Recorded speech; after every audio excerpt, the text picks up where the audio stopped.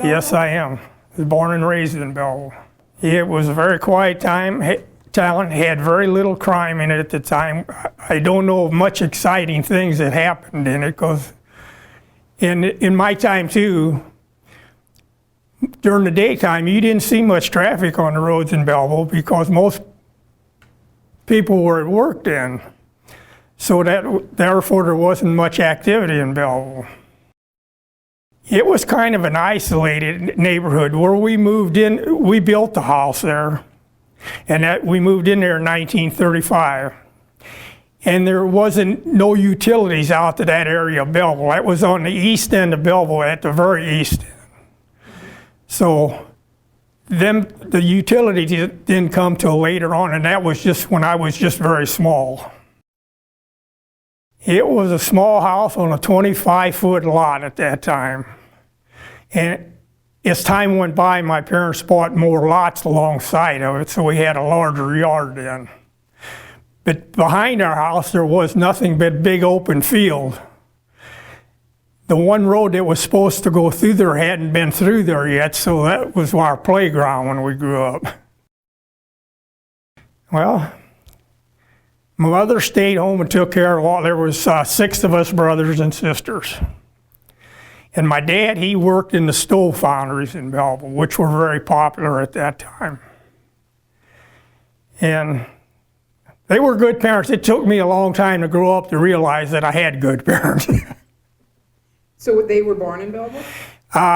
No, my mother was born in Mascoutah, and she grew up in Freeburg. And she lived there till she was 16, and she moved to Belleville. My dad was born in Dahlgren, Illinois, but he grew up in Belleville. I don't know why all his siblings, that's where his family was from, and why they all went down there to be born, I don't know. But he lived in Belleville. He lived on the east end where the Shield Street Metrolink is now. That used to be the L&N depot, train depot. Well, my oldest sister, I have very little recollection of her because she left home when I was very small.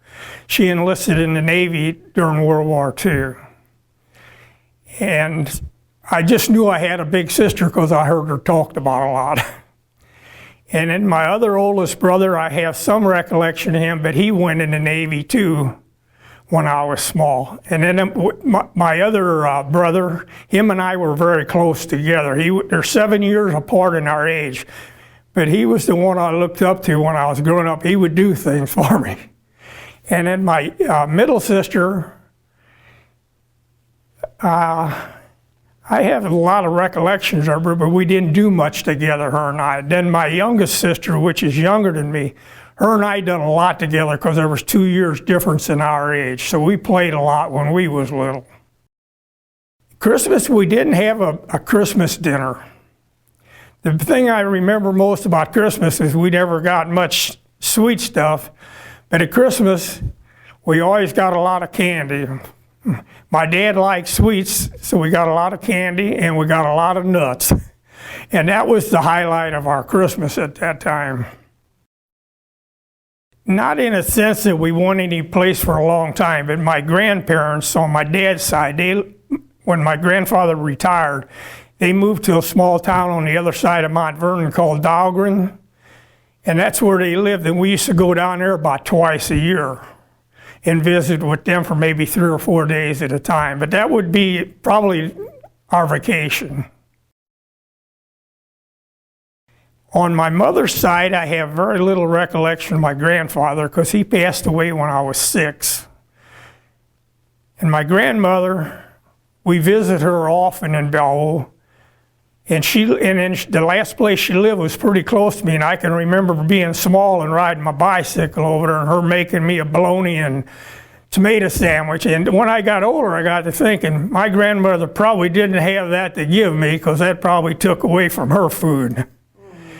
And then my grandparents on my dad's side, from going down there, my grandmother, she was about the sweetest person you want to know.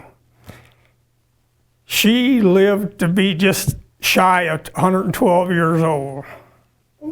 And she had an excellent memory up to the end, and she fell, and that's what kind of, at the end, what ended. my grandfather, he farmed down there, and he farmed. He just used a team of horses and a plow. And I can remember being down there when he'd be working, and he'd take that plow and he'd go to the far end of the farm, and he was just a little dot at the other end of the line. Then he had to turn that thing around and come back the other way. He'd only turn in one furrow at a time. And then when he harvested the corn, he'd have to take a wagon and his team out there and pick it by hand. I went to the Jefferson Grade School, which is probably 8 or 10 blocks from where I lived, and we walked that back and forth every day. And we came home at noontime because I recall, I think we had an hour and a half for lunch. So we had a lot of playtime in between going home and going back to school.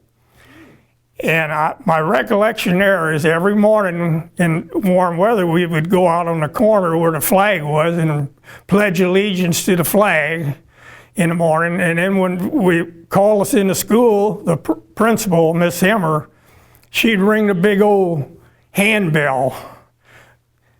And didn't have automated bells or nothing. She was out there swinging that up and down, telling us to come in. Did you have a favorite teacher? Yes, I did. Her name was Miss Bowers, and I suppose the reason she was my favorite teacher, I had her for the 4th grade, and she took us on field trips. I didn't get to go on many. The first year she took us to the Hannibal, Missouri for Mark Twain. We had been studying him in school, and I really enjoyed that. And the year that I really looked forward to going back to school was in the 5th grade, because they transferred me to Bunsen School because of overcrowding at Jefferson. And when I walked into there, who did I see but Miss Bowers again? And that year she took us to Springfield to see all the Lincoln stuff. So that made her pretty special to me. What was your favorite subject? Math, because I liked it because she was always figuring something out. We played a lot in that field in the back, and we used to make straw houses back there because the weeds in the field looked like wheat. And we'd get some other tall sticks and go around there and make posts, and we'd weave that there. And then when we played in that a while, we'd make it bigger, maybe add a couple more rooms to it. And then we had a little pond. I lived pretty close to the Starbury at that time, and they had a bury pond. We used to go down there and play around that and fish in there in the summertime, not realizing it was pretty deep. And we went swimming in there and didn't even know how to swim. I had 2 pets when I was small. First I had a cat, and he got run over on the highway. And then I got a dog later on. His name was Whitey. He was a little kind of a crossbreed dog. But he was mine, and I took care of him myself. Nobody, my mom and her dad, nobody, they didn't want me to have it, but I promised to take care of it, and I did. Some of the programs we listened on the radios, I remember every evening the Lone Ranger came on. Then you had the Northwest Mounties, Sergeant Preston, and he had Amos and Andy, Blondie and Dagwood. They were great though, because you could use your imagination while you was listening to them. That's how you feature what was going on in your own mind. Not a big celebration. My mother would bake each one of us a cake, and we had a little music box. It was in the family as long as I can remember. I think it had candy in it, and it played Happy Birthday. So they would bring that out and wind that up and play Happy Birthday to us, and that was about the extent of our birthdays. Your mom didn't make a special meal? No. There was 6 of us, so special meal would keep her busy, I guess. Like I had mentioned before, to Christmas, we look forward to that, because we didn't get very many presents, maybe 1 or 2. And like the candy and the nuts, that was a special part of that. And the 4th of July, that was special, because the church we went to, the Sunday school, they had a 4th of July picnic. And we got a lot of ice cream there, and we enjoyed that and played games. And like on Memorial Day, had a big parade in Belleville, always came to watch that. Labor Day was a big event, because that was probably the biggest parade they had. And my dad being a union member, he was always in that. And I can remember then they marched all the way out to Swansea, to where the old Swansea Park was. So that was a big event for that day. I went to high school for 2 years. Where at? It was at Belleville Township High School at that time. It was the Old West, it's the college now. And then I enlisted in the Navy. I was in the Navy for a little over 6 years. The first year and a half wasn't too eventful. I didn't enjoy it too much. And then I got on the submarines after that, and then things took off in the Navy, and I really enjoyed my last 4.5 years in there. In fact, so much that I extended my enlistment and re-enlisted. That's why I had 6 years.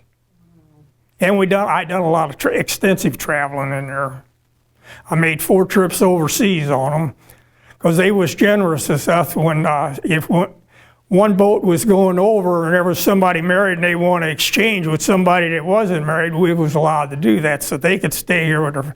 And I done that 4 times. And I remember, very clearly, because I was out of, I was 24 when that happened. But I had been working nights and I was sleeping, and my wife came in and woke me up and told me about that event. But I guess the event before that was probably the biggest one, was when they dropped the A-bomb on Japan. That was quite popular at that time because that was a big event. How'd you feel about that? Scary? Well, at that time, just a little bit, it sounded big. It ended the war, let's put it that way, and I knew the war was over because my best friend up the street from me, I can remember his dad coming home from the war. My dad never was in it because he was too young for World War I and too old for World War II. But I can remember his dad coming in, all the excitement around their house when he came home.